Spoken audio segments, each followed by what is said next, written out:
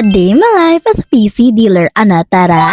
Shangin amor, shanginingining, shanginingining, shangining. So today, makato kita sa PC Bajote. And right now, madulong kita sa one box assorted sa Barangay Hall kay Inog deliver ni siya ni ng Daisy. So, we're just going to drop this off sa Barangay Hall. Tapos, for the chika-chika na yun si Mama. And then, we go.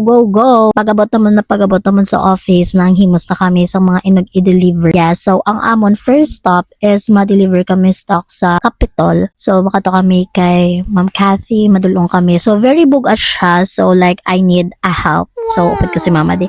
Pero, gindulong niya lang ko asa sa elevator cause ako na lang nagpasaka. Tapos, gingaan ako na yung suhol ni Ma'am Cathy, which is banana chips. Yes, thank you, Ma'am Cathy. And, syempre ako lang di isa sa elevator. So, for the yes.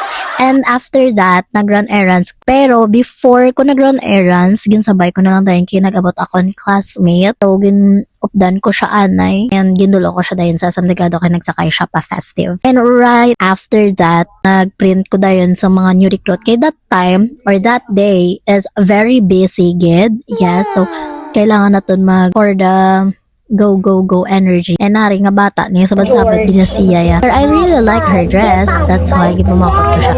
Si Papa Jim. Lolo George, ang bali mo. Lolo, kanila. And then for a long day and very busy day, nag-ulit na kami dayon. Yeah, so nagkato kami na sa SM Tani. Dito kami tani masakay Ungka Highway. Kaso that time is 9 PM nagali. So like kailangan namon mangita na lang halos si Pierre para makasakay. So balaan nyo na guys kung paano ko kachismusa kag paano ko kawakalan naman. Ako na kay ma'am lang tawa balabis ka sa tricycle driver ginachika yaman gyapon. Para bang close sila? And yeah, that's all for today, guys. Bye-bye.